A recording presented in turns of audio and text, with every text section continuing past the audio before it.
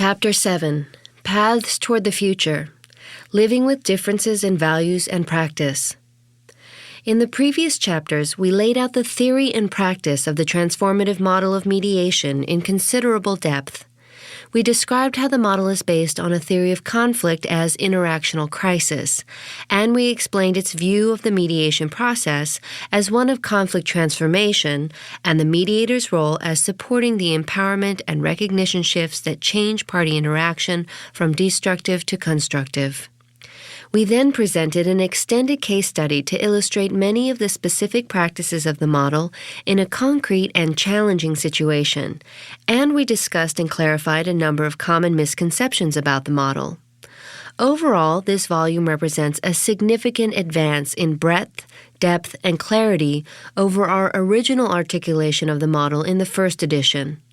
This advance was made possible through the hard work of many people over the past decade, colleagues whose work helped generate new insights on theory, training, practice and assessment methodology, and implementation strategy. We are grateful for their contributions to this work, and we look forward to continuing collaboration in the decade to come. In addition to presenting a refined articulation of the transformative model, we described how transformative mediation has attracted steadily increasing interest and support over this past decade. We pointed to the field's increasing recognition of problems with prevailing settlement-oriented mediation practices, and we illustrated the kinds of suggestions being made for changes in practice, many of which involve shifts towards core elements of the transformative model. Finally, we presented some concrete examples of how the model is being adopted by mediators and mediation programs operating in diverse arenas and how its core principles are being extended into new areas of conflict intervention beyond mediation as such. Based on these new developments, we can be confident that the transformative model has gained a firm foothold in the mediation field. However, one important set of questions remains unaddressed, the answers to which are quite important to any discussion about what the future may hold for the transformative model and for the field as a whole. Those questions are as follows. Why has this model attracted the interest and support it has received in recent years? What is its value added for both practitioners and users of mediation? What has appealed to them and induced practitioners to develop, master, and implement it? At one level, these questions have already been answered in Chapter 3 in our discussion of the growing dissatisfactions and criticisms among some people about mainstream practice, and our discussion of the growing commitments many are making to the transformative model. However, these discussions only identify the values that some people find distressingly absent from conventional practice and richly present in transformative practice, such as self-determination, communication, and connection. What those discussions do not fully explain is why these values matter so much to some people, even though they don't matter much at all to others. Answering this question is the focus here, because we believe that the answers will help us chart the way forward. In short, we now ask this. What is the driving force that makes the values of the transformative model so meaningful to those who are drawn to it? In general, the answer can be summed up in one word, ideology, meaning a fundamental set of beliefs about the nature of the social world. More specifically, we believe that the shift toward acceptance of the transformative model reflects an ideologically based movement in one or both of two directions, movement away from an essentially negative vision of human conflict and movement toward a different, essentially positive vision. Movement away, the ideology of social separation and conflict control. What is it that is driving people like Welsh, Press, Alfini, Mayer, and others to question the methods of mainstream mediation, especially as practiced in the courts and other major institutional users of the process?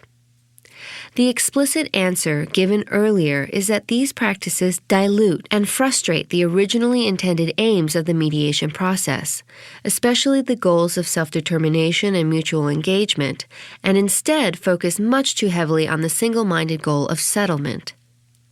However, other experts believe that the kinds of mediator practices in question, directing discussions to interests and problem solvings, limiting party communication and emotional expression, evaluating party claims or needs, making recommendations, pressuring parties to accept them, are actually successful in securing settlements, ending conflicts, and thereby avoiding the need for formal procedures that involve private and public aggravation and expense. If this is true, and most believe it is, despite the questions raised by some, then why should these practices not be embraced? Settlement-oriented practices. In fact, it is clear that many people do embrace settlement-oriented practices, including not only institutional clients like courts, but also practicing mediators and mediation scholars. Consider some examples drawn from a wide spectrum of mediation practice.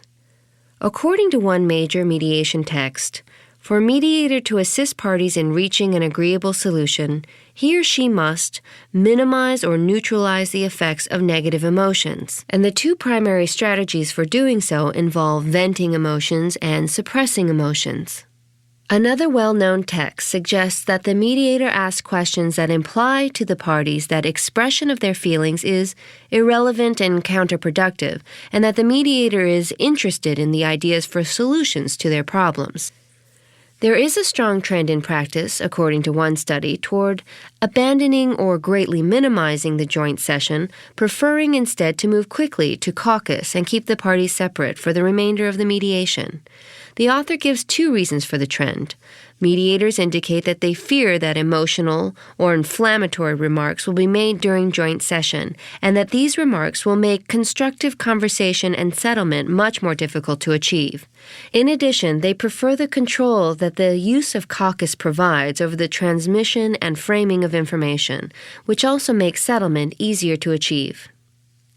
A recent study of performance tests used to measure mediator competency or award certification found that almost all existing tests favor mediator behavior such as controlling the process and making process decisions consistent with progress toward resolution, encouraging interest-based problem-solving, emphasizing common ground and de-emphasizing disagreement, and discouraging and limiting expression of negative or intense emotions. All of these behaviors are favored because they are seen as effective in securing sound settlements, which the tests regard as the goal of the process. An article reported that in a case that was already in court, the parties decided on their own to try mediation, and an agreement was reached. However, there was strong evidence that the mediator had pressured one party into it, and that party wanted to retract the agreement. The judge refused to allow this. Even though he acknowledged that mediator bullying was improper, his greater concern was to limit what he saw as the party's frontal attack on the mediation process itself. That concern was paramount because the mediation process has been responsible for the resolution of countless cases in this district, thereby avoiding the necessity for expensive adversary proceedings, including trials.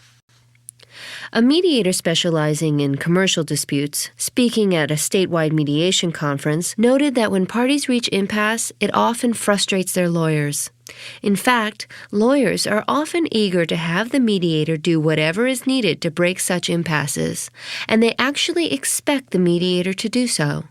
In light of this, the mediator said, he sometimes teams up with a recalcitrant party's lawyer, staging a conversation about the negative consequences of not settling, a conversation the party is allowed to overhear. The point is to loosen the party's unreasonable position, in effect pushing him into changing his demands in an effort to secure a settlement. In conducting research on court-connected mediation for a statewide mediation office, the researchers were told about a mediator who was very highly regarded by the judges. That mediator never allowed the parties in the same room and told the parties that she knew the judge personally and what he would do if the case went in front of him. The judges nevertheless referred many cases to her because of her high settlement rates. In fact, in the same study, one judge said that he had kept what he called batting averages for the available list of mediators over several years, that is, settlement rates, and he would not use a mediator with a batting average under 90%. There is no point, he said, in referring cases to mediators who just sit there and be neutral. One scholar stated that a little bit of evaluation or some steering of one or both parties toward a reasonable position is required, both to prevent injustice and to facilitate settlement. Indeed, he asserted that the most highly sought mediators are those who use some measure of evaluation to facilitate settlement. These examples of settlement-oriented practices and attitudes about them could be supplemented by many others. Taken together, such examples reflect the reality that, for many, the achievement of a settlement that avoids further proceedings and ends the conflict on reasonable terms is a benefit that trumps all others. Achieving settlement is not a necessary evil, but a positive good, of greater value than self-determination, engagement, or other benefits that might have to be limited to accomplish it. Yet for many others in the field, the kinds of practices just cited are deeply disturbing, and the view that such practices are justified by the settlements they generate is indefensible. In fact, it is precisely this skewed prioritization of benefits, placing settlement above all other values, that is pushing some people away from mediation as institutionalized in the courts and similar venues. It is important to examine more closely what it is that so disturbs people here, because this is one of the major forces behind the shift toward interest in the transformative approach. What is the value implicit in the preference for settlement over self-determination, engagement, and other benefits of mediation? What vision of the world does that value rest on? In our view, it is that underlying value and vision that people disturbed by settlement-based practices are really moving away from. Underlying ideology. Despite the common expression heard in the mediation field that conflict is not a bad thing in itself, many people implicitly view conflict interaction as an essentially negative phenomenon. That is, although conflicts may ultimately have productive outcomes that involve mutual gains, just like mutually beneficial transactions in the marketplace, this productive outcome is always threatened, as are other interests such as public order and efficiency, by the process of conflict itself, the interaction of the parties. This is true because party interaction is inevitably volatile and unpredictable. Unless carefully controlled, it may become chaotic and explosive, or it may lead toward outcomes that are not in the best interests of all parties. Therefore, as evident in the settlement-oriented practices just illustrated, it is considered inherently desirable to manage and control conflict, both in ways that forestall continuation, spread, or escalate the conflict, and also in ways that ensure a fair and reasonable outcome. But consider what is implicit in this conflict interaction is negative premise. First, the premise assumes that unless conflict is adequately controlled, it will probably have harmful effects, escalating hostility and potential violence, impasse and continuation of the problem, or resolution on unfair or unwise terms. This assumption rests on another one, that human beings lack the capacity both to effectively govern their own affairs and to adequately consider others. This deficit view of human capacity is the basis of and is supported by studies on barriers to conflict resolution, inherent flaws in human cognition that determine the abilities both to make sound decisions and to perceive others empathetically. In this view, without firm direction and control from some outsider, conflict interaction probably will end in escalation, impasse, or bad agreements, rather than in a productive outcome. Second, the view that conflict interaction is negative implies that life would be better if there were no conflict at all. Of course, this is impossible. Social interaction inevitably leads to conflict, and social interaction is necessary because no one is self-sufficient. Still, if social interaction were unnecessary, if each individual could meet all his desires and needs without having to relate to others, then there would be no conflict to begin with, and no potentially harmful conflict interaction. Indeed, this is where the negative conflict interaction premise points. Social interaction itself is at some level a negative, because it inevitably leads to dangerous conflict interaction. Social interaction is nevertheless a necessary evil. We must interact with each other to fulfill our desires. Therefore, we must have means of containing the destructive force of the conflict interaction that inevitably ensues. And this is the most important purpose of all dispute resolution processes, including mediation. In short, implicit in the negative view of conflict interaction is a negative view of social interaction itself, and implicit in both is a negative view on the capacities of the human beings who are the participants in all of this. A more formal statement of this ideology can be offered based on what is often called the individualist worldview. The human world is composed of radically separate individuals, each driven by his unique desires, each interested in others only as instruments for the fulfillment of his desires. In this individualist world, if a person could fulfill his desires without having to interact with others at all, this would be entirely satisfactory, even ideal. That is, interaction with others is important only if it is needed for the fulfillment of one's desires. Of course, this usually means that social interaction is necessary, even though it is not ideal. Unfortunately, however, interaction often leads to conflict, which then becomes an obstacle to fulfillment for all involved. Because in the ensuing conflict interaction, the participants, lacking full capacity for either agency or empathy, will probably reach stalemate, make a bad agreement, or escalate the conflict destructively. The imperative, then, is to control the conflict interactions so that damage is minimized and life in the pursuit of fulfillment can move forward. Therefore, the control and management of conflict, by whatever means necessary, is seen as valuable and desirable. In the context of the conflict resolution field, this view can be called the ideology of social separation and conflict control. It is connected, in the broader world of political and social thought, to what is often called the ideology of individualism. The social world is really only an aggregation of separate individuals, useful at times for each other, but essentially separate from each other, and often dangerous to themselves and each other because they are not fully capable of either agency or empathy. Social institutions are therefore needed to facilitate joint pursuits, but they are even more important to protect against oppression and self-inflicted harm. Individualist ideology therefore views conflict as something to be controlled judiciously, so it does not spread or persist, so it does not lead to oppression, and so it does not squander satisfaction through impasses and poor deals. At the same time, individualist ideology views social interaction itself as something to be tolerated but watched carefully, something likely to produce problems, something ultimately to be feared as a negative force. And, paradoxically, it views human beings themselves as lacking in the very capacities needed to engage in both social interaction and conflict without harming themselves and each other. The connection between practices and ideology. Consider an excerpt from one well-known study of mediators, which described the settlement-based approach to mediation practice in the following terms. For some mediators, getting agreements that work is the overriding goal.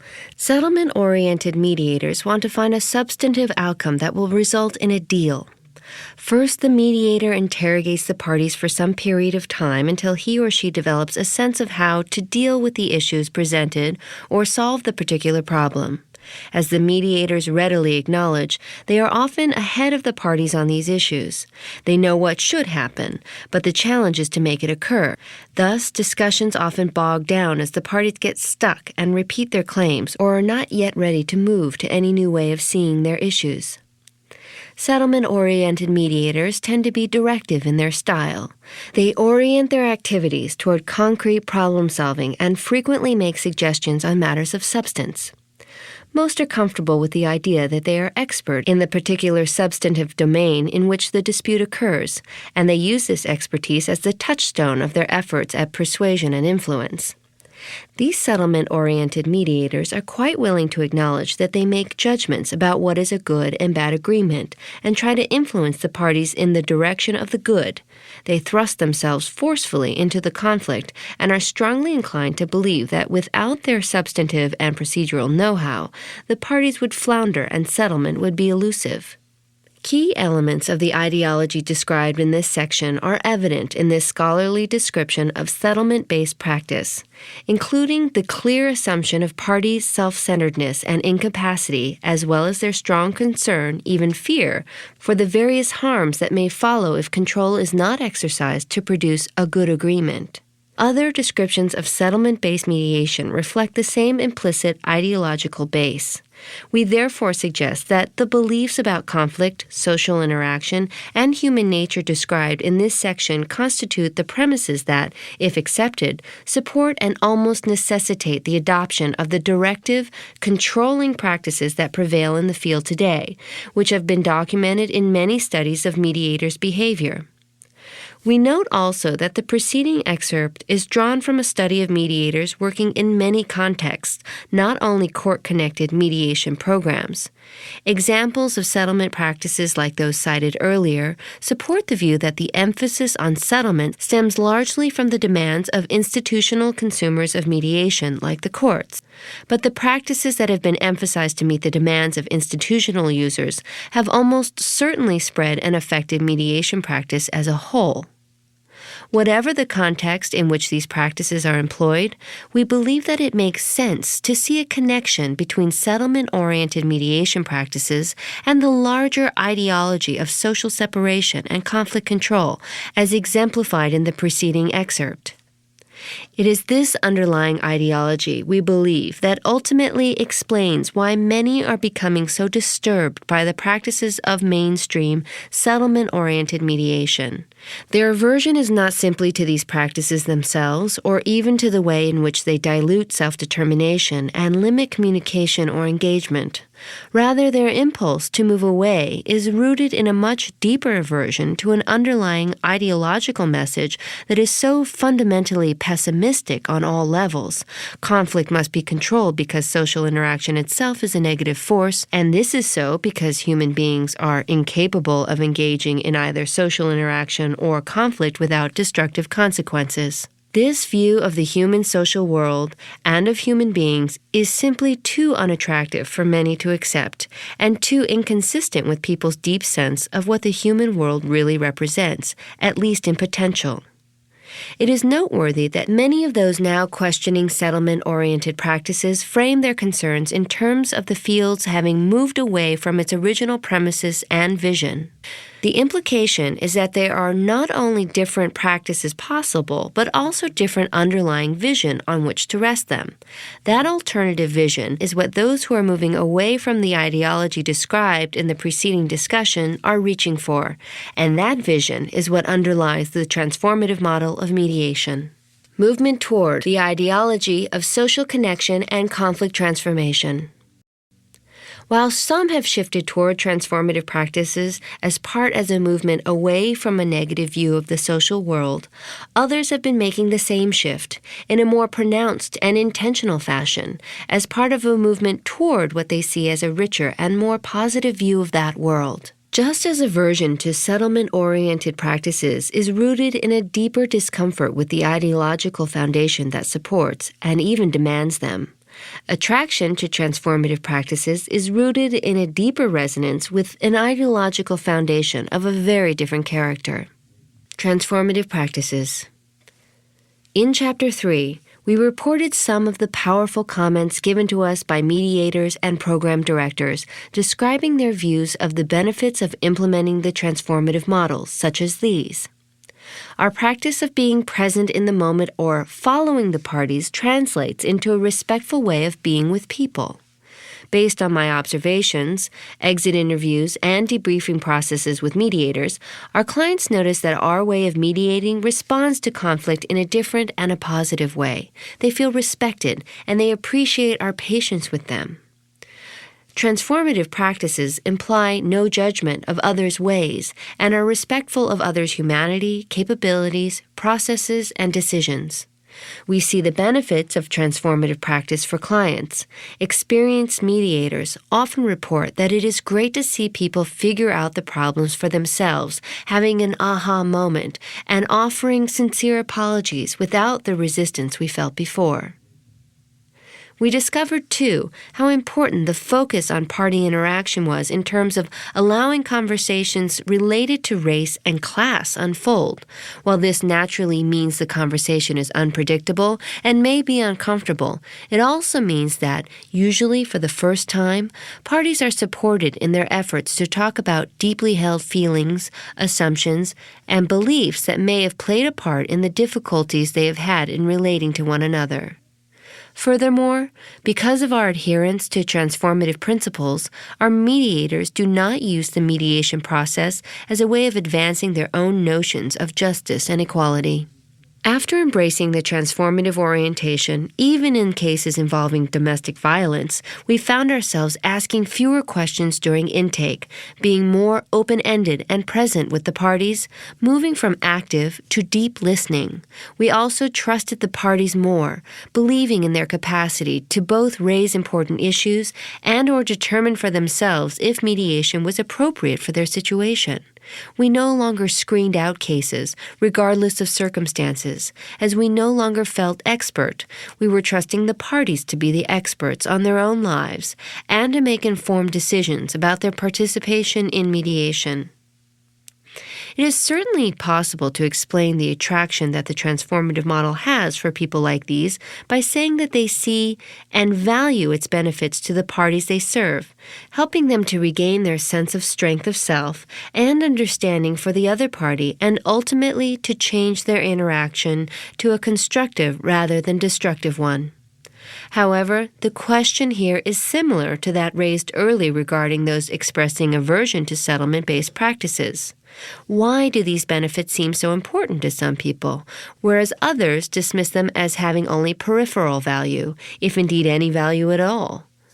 What is the underlying vision and set of beliefs that give these benefits their significance, and thus make the practices that generate them worth learning and following? Answering these questions will help explain the second force behind the shifts in the field toward transformative practices, a movement toward a larger positive vision of social interaction that underlies those practices. Underlying ideology. An increasing number of people in the field are coming to realize that conflict interaction itself is an essentially positive phenomenon on many different levels. First of all, the process of conflict itself, the interaction of the parties, may be unpredictable, but it is not inherently explosive, exploitive, or inefficient. On the contrary, if patiently supported rather than tightly controlled, may be unpredictable, but is not inherently explosive, exploitative, or inefficient.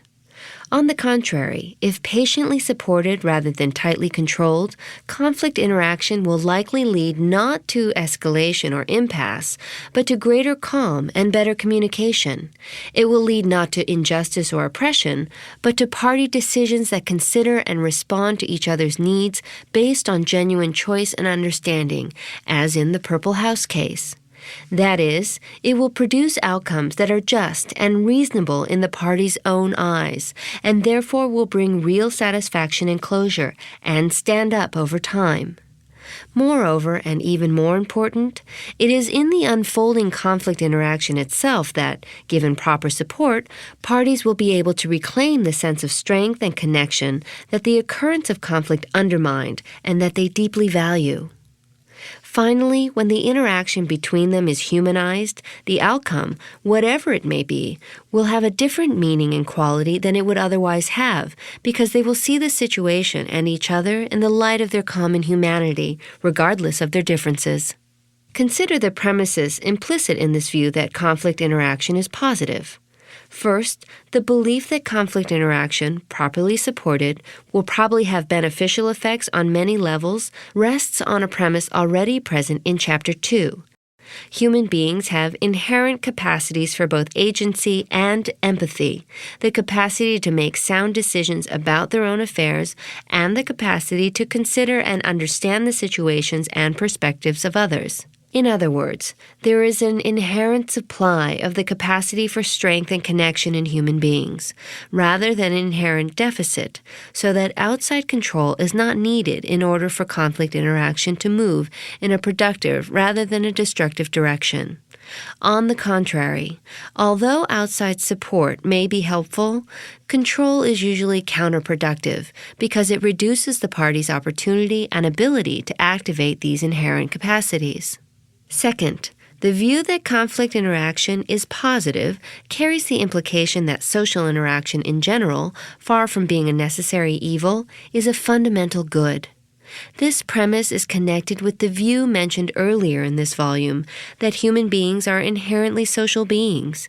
That is, while having separate self-consciousness and agency as individuals, we also have inherent consciousness of our connection to each other as part of humanity as a whole and as part of smaller human communities, all the way down to the two-person community involved in every interpersonal interaction. As a result of this dual, personal, and social consciousness, we as human beings are by nature averse to both social submergence and social isolation. Rather, we need to seek measures of individual autonomy and social connection, freedom and responsibility, and a healthy balance and integration of the two. As noted in Chapter 2, there is considerable evidence to support this view of human nature. But even beyond the evidence, it is a view that resonates powerfully with many people as an accurate reflection of their sense of themselves and their fellow human beings. Given this view of human nature, it is clear that social interaction is not just a means to an end, a way of satisfying desires for things we cannot attain on our own, a tool that we would cheerfully discard if there were a simpler, safer way of satisfying those desires. Rather, social interaction is a process of discovering and becoming fully who we really are, forging an identity that is not fixed or predetermined at life's beginning. It is through this interaction, in effect, that we constitute ourselves, give meaning to our lives, and thereby create the basis for deciding what goals we actually want to attain, separately and together, a constitutive process that continues throughout life. In other words, we are works in progress, and as social constructionist thinkers have long argued, social interaction is the process by which the progress is made. It is also the process by which we transcend the unwanted isolation of the seemingly separate self and realize our participation in a common humanity larger than ourselves. In all of these ways, social interaction, far from being threatening, is profoundly nourishing of our human identity. This view of human nature and social interaction has taken hold in many fields today. It is often called the relational worldview, although other labels are used as well.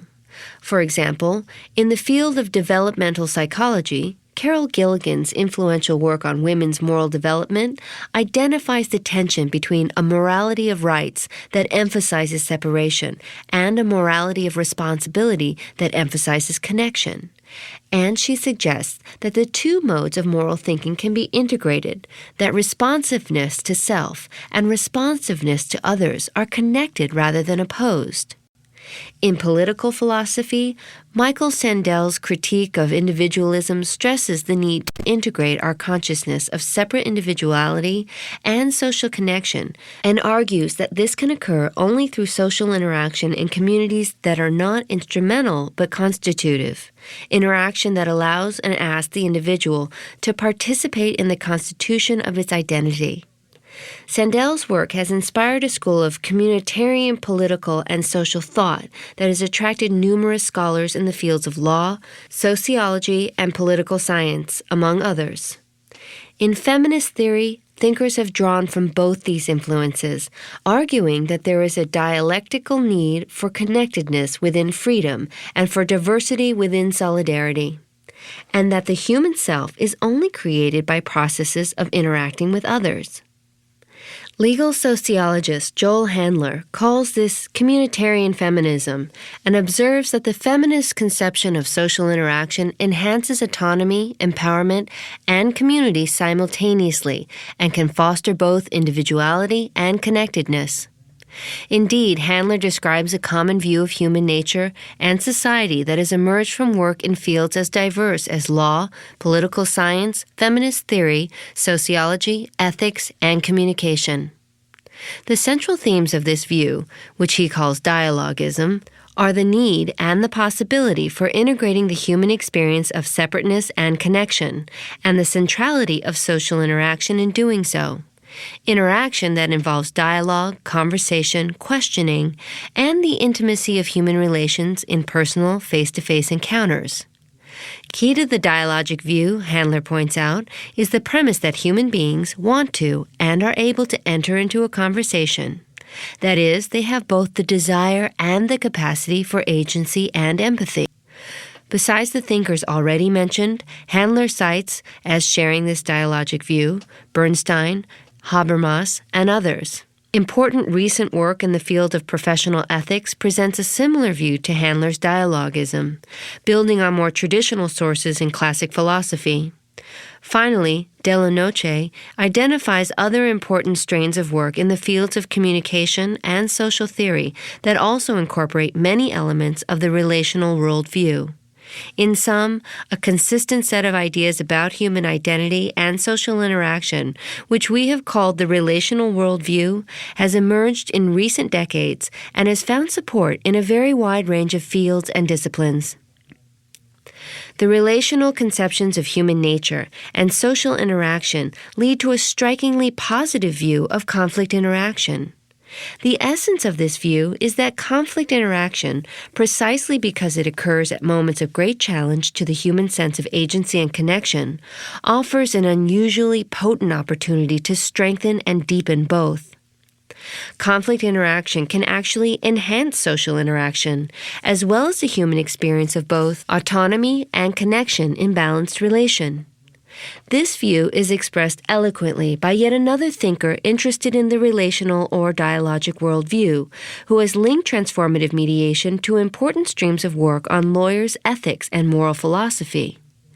Legal ethicist Robert Burns suggests that conflict interaction can be, depending on how it unfolds, a form of what he calls moral conversation or moral discourse, meaning a form of interaction that is both non-instrumental and non-manipulative, in which each party treats the other not as a means to an end, but as an ultimate end.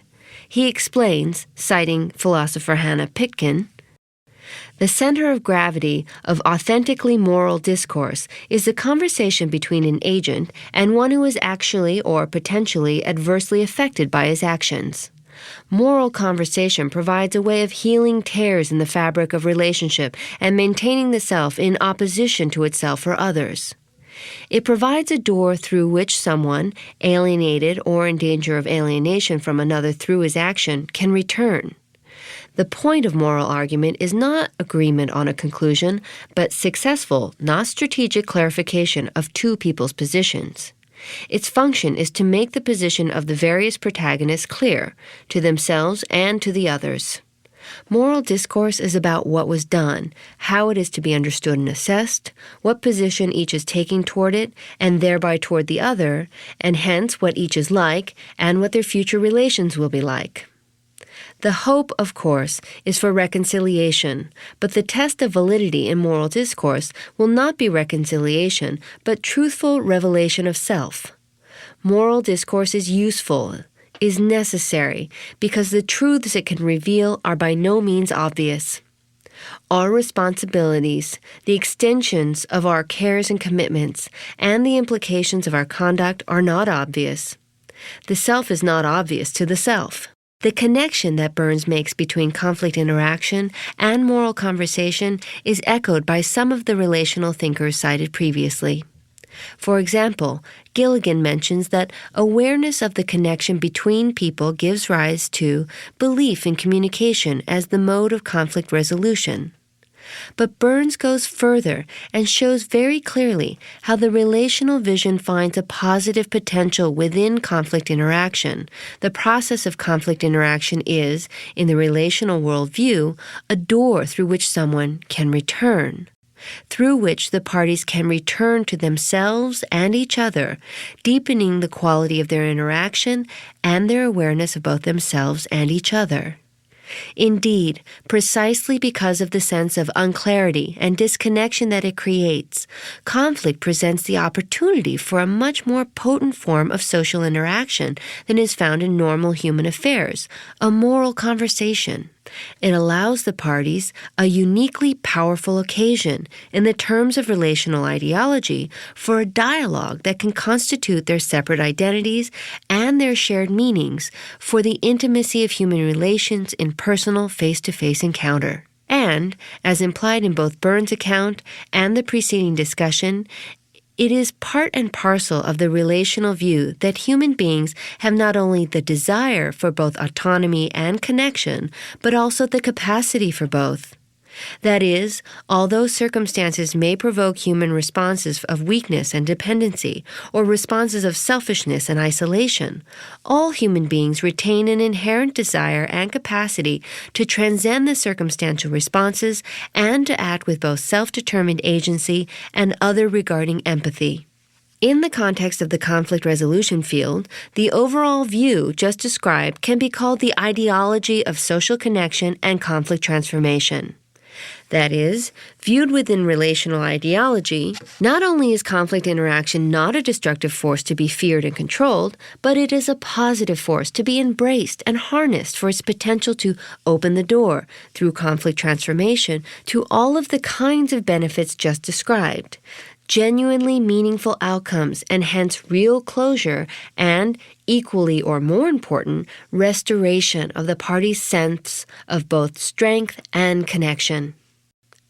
If this positive potential of conflict interaction is realized, the result is to enhance social interaction in general, just as a broken limb is stronger after the break is healed. Furthermore, social interaction itself is not a process to be tolerated and feared, but a process to be welcomed and fostered as a profoundly positive force in human life, because it is the core process for constituting human identity and shared meaning. Finally, human beings themselves have the inherent desire and capacity to engage in social interaction and conflict interaction constructively, not only without destroying each other, but with the ability to turn conflict itself into an opportunity to deepen and enhance interaction, personal strength, and interpersonal understanding. The connection between practices and ideology.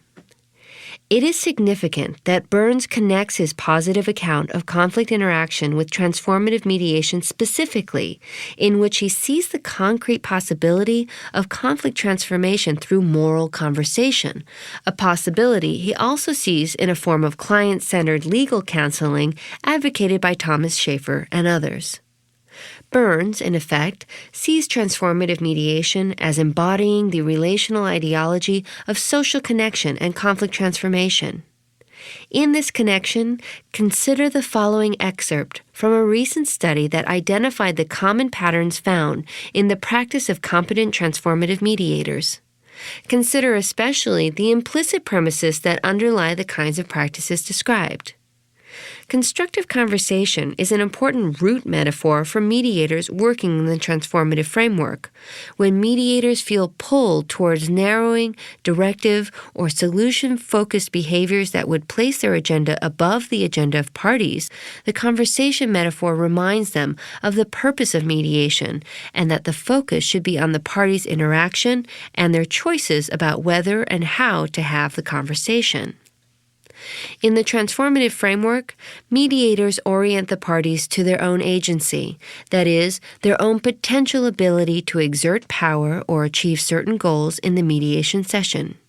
It means using language that signals the parties' ability to act and decide if they so choose, as well as language that signals the parties' central control in the mediation. This is in contrast to language that signals that the mediator has the central role in the process. In general, a mediator is getting out of the way as opposed to getting in their way. Supporting the parties' conflict talk is an essential strategy for a transformative mediator. The mediator must be comfortable in the presence of conflict talk and orient toward supporting rather than containing it. The mediator follows the unfolding conversation, listening for places of difference, contention, or heat, where choices can be highlighted or possibilities for building greater interpersonal understanding emerge. For the transformative mediator, the emphasis on party empowerment requires that the mediator highlight all possible decision points and offer them to the parties. Moreover, the mediator makes no distinction between so-called process and content decisions.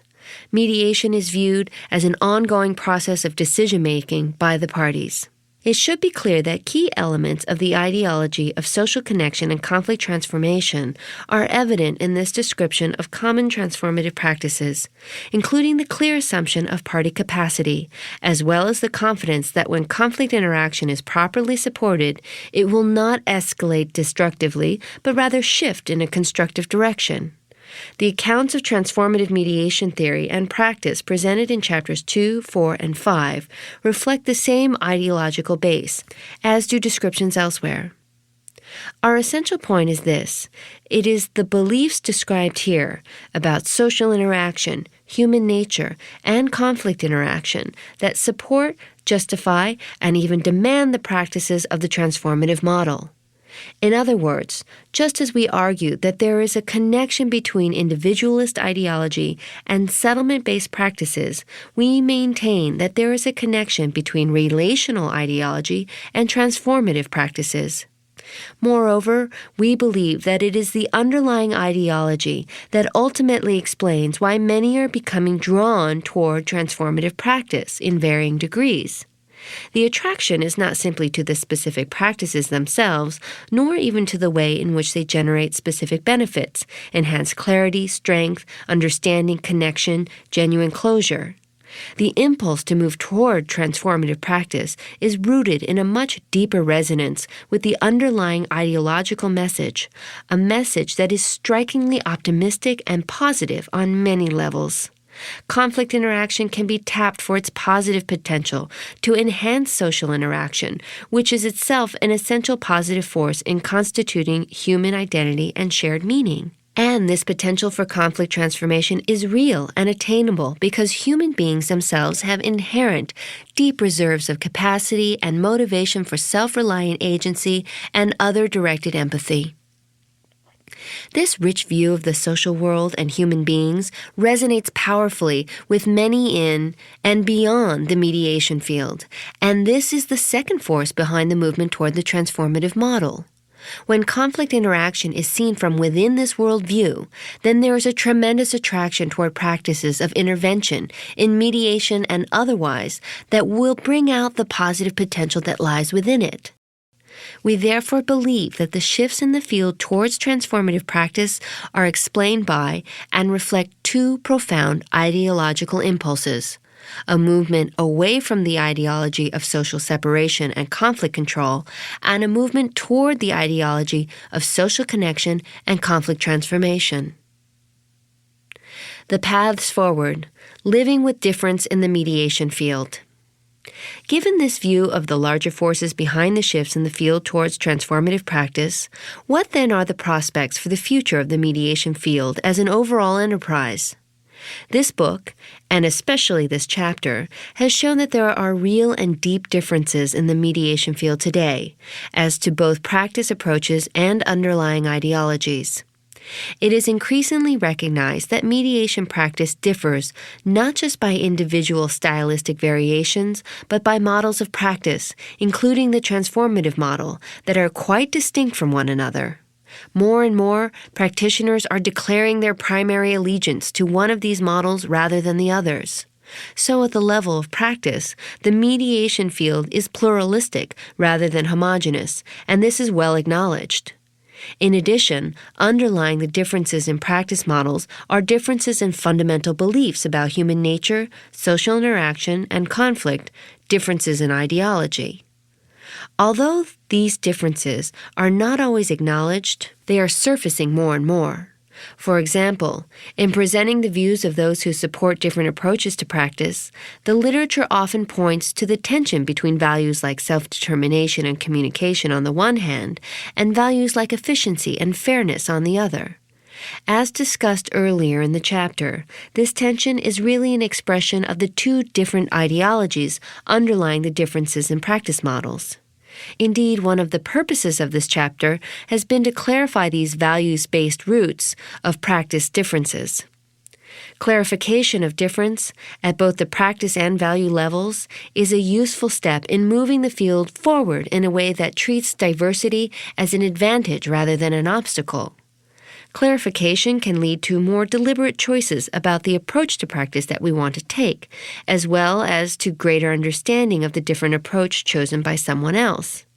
Clarification can build bridges rather than burn them, and this has been our intent in exploring differences in practices and ideology, both in this book and in our other work. That exploration leads to the conclusion that the differences found in the field today represent a diversity that will persist for a long time to come, because that diversity provides an important resource for realizing the full private and public benefits of mediation in a society that is itself diverse at many levels. Living with diversity for a long time to come. There are many parties in conflict for whom conflict transformation is of primary importance and whose needs will be best met by a transformative process, as exemplified in the Purple House case. Moreover, the public values of civility, responsibility, and community, values best served by transformative interventions, are of ever-increasing importance in our society. At the same time, there are many other parties who say that what they want most is to achieve an end to their dispute as cheaply and quickly as possible. And courts and other private and public institutions cannot help but place great value on the resources saved by disposing of cases in a way that avoids formal proceedings. In sum, there's a real diversity of user demand, private and public, in the field, and that is likely to continue for a long time. The likely persistence of diversity in user demand is linked to another, deeper diversity. Some believe, as we do, that our society is slowly but steadily moving toward a relational social order in which the need for conflict control will diminish, although it is clear that this movement will be slow and gradual and that the individualist worldview will meanwhile hold sway, especially in large institutions and systems. Some, by contrast, hold strongly to the individualist worldview and doubt that the possibility of conflict transformation will ever become widespread. But it is hard to deny that the relational worldview is being enacted in certain social contexts, and the possibility of a relational social order cannot be completely dismissed. In other words, there is no single ideology firmly in place. Rather, there is a diversity of beliefs about society and conflict, both in the larger society and in the mediation field, which will probably persist well into the new century. Given this diversity of both user demand and societal beliefs, it is clear that the diversity of practices in the field represents a critical resource. In this context of diverse demands and beliefs, it would be unrealistic to dismiss the value of conflict processes that serve private parties and societal decision-makers who feel the necessity of controlling conflict and its harmful consequences. It would be equally unwise to dismiss the value of processes that serve private parties seeking conflict transformation and promote the public values that flow from it. In short, the different paths of practice discussed in this chapter are both serving important functions for private parties in conflict and for societal goals. Indeed, this is clearly why different and distinct approaches to practice have been able to establish themselves and attract practitioners and users. The societal demand is real for each of the different approaches. To put the matter more concretely, settlement-based practice and transformative practice are both likely to continue as distinct models for the foreseeable future. Given the well-established institutional uses of mediation by major, public, and private users, settlement-based practice is not going to stop attracting practitioners and clients anytime soon. However, as we have demonstrated, the market for transformative mediation is established and growing, and therefore practitioners of this model are likely to grow in number and as a share of the field. The challenge for the field is to develop ways of living with the diversity in practices and beliefs that the private and public users of mediation are demanding and that practitioners have been responding to. Meeting this challenge as members of a service-oriented field means pursuing excellence by both remaining true to core values and making room for others to develop according to their own understanding of practice. Choosing with clarity and being transparent. One approach to living with the diversity of demand, an approach that seems attractive to many, is actually to retreat back into the practice of homogeneity, slightly altered. That is, some argue that if effective mediation practice is really a combination of all the different models, with the practices of each being deployed as needed in response to the desires of the parties and the needs of the situation. According to this view, we should continue to view mediation as a single, homogeneous process in which the elements and skills of all the models are combined. We discussed in Chapter 6 why we do not believe that the different models of practice can be integrated or combined, especially when it is understood that the primary models are really two in number, settlement-oriented and transformative. The practices and premises of these two models of practice are so different that it is difficult to imagine how any practitioner could combine them in a coherent and principled way. This point will certainly be argued strenuously by many. Indeed, it already has been, but we cannot debate the matter further in this book. We hope our clarification of the issue involved will facilitate discussion of the subject in the future.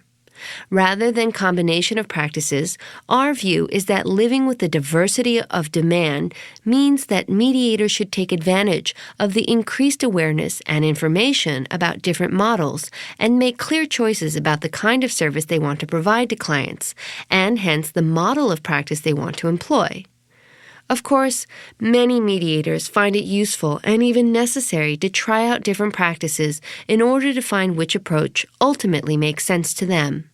And, as discussed in Chapter 6, mediators who are making a transition from one model to another will probably go through a period of combining practices.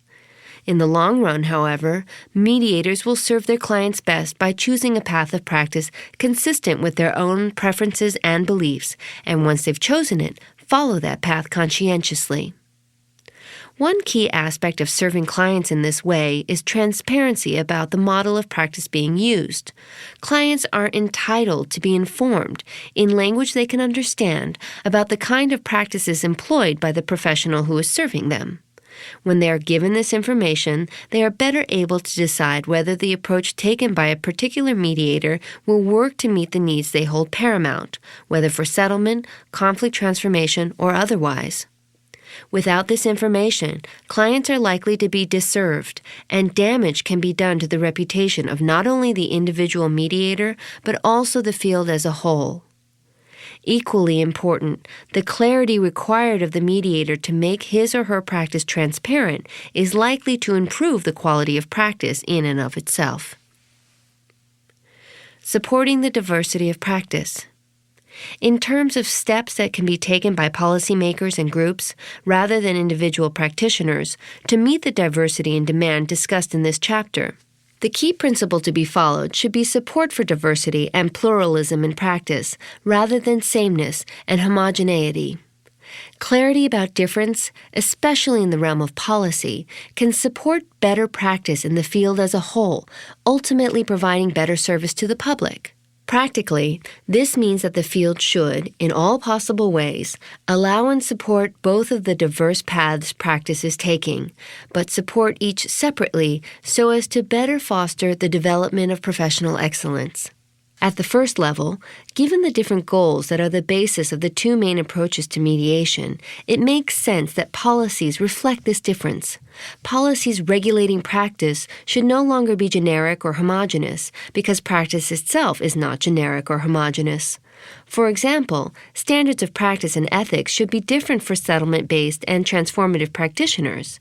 Indeed, the failure to adopt this pluralistic approach has already caused serious problems for practitioners and clients because the attempt to regulate all mediation by a single set of standards inevitably subjects practitioners to conflicting ethical obligations. The time has come to draft ethical standards separately, one set for practitioners whose role is to generate fair and reasonable settlements, and one set for practitioners whose role is to support conflict transformation. Other examples of policies that need to be pluralized by adoption of parallel but different regimes for similar reasons include the following: requirements for the content of training programs and for certification of trainers, performance tests and evaluation forms, and required qualifications for practice, including especially substantive knowledge requirements. When practitioners, trainers, and others in the field are judged by standards appropriate to the model in which they practice diversity and quality are supported, and clients are better served. Moreover, when policies are created with diversity of practice in mind, practitioners need not be fearful of exclusion or unfairness.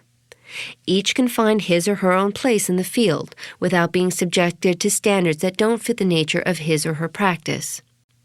At a different level, and probably more controversial, it may be beneficial for the field at this juncture to encourage the formation of different and parallel organizations, rather than trying to merge everyone into a homogenizing organization that does not allow difference to surface in full force.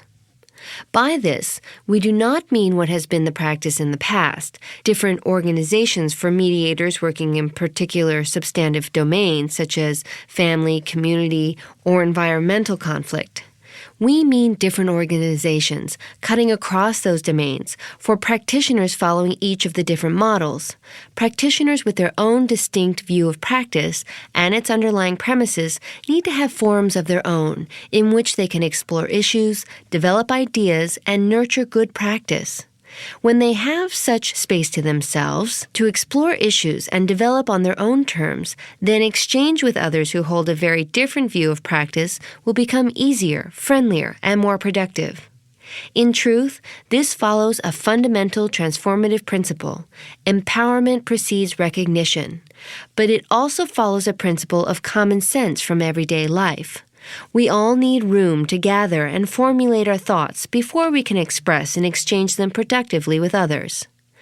Concern for each other within the field, as well as concern for the field as a whole, suggests, even demands, the creation of separate space in which to build the basis for dialogue and common enterprise. The public we serve can only benefit from such attention to our own ongoing professional development. Walking different paths toward the future. This last suggestion about organizational pluralism leads to a larger analogy that is helpful in imagining how the development of the mediation field might unfold most constructively from this point.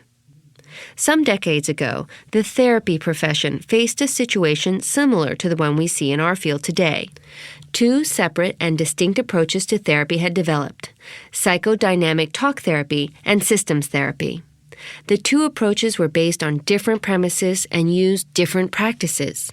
The first viewed clients' problems as deeply rooted in past experiences and employed probing of the individual's past to unearth, analyze, and disentangle them.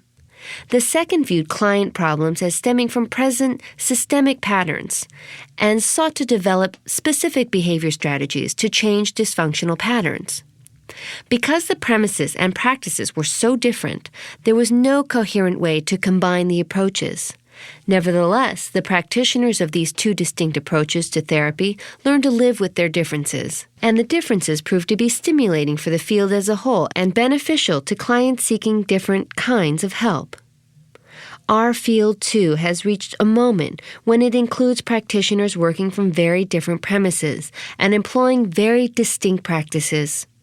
Our main focus in this book has been to elaborate the premises and practices of one of those approaches, transformative mediation. However, we acknowledge the different premises and practices of the other, and we take the view that both of these approaches have value in the world we currently live in. Both can be beneficial to clients seeking different kinds of help. Given this state of diversity in approaches to practice, the conclusion we reach is that we can learn from other professions and realize that the mediation field today can walk two different paths toward the future and still retain its sense of common enterprise and public service. There is room for the foreseeable future for all the value that both paths can bring, even though we will almost certainly continue to differ on many points. However, like practitioners in other professions, like Elizabeth and Julie in the Purple House case, like human beings all over the world with deep and important differences, we can develop the strength of our own path and do our best to understand those on the other. and find the common humanity that is the promise of mediation to reveal. This is the end of the Promise of Mediation. For further information about transformative mediation, see transformativemediation.org.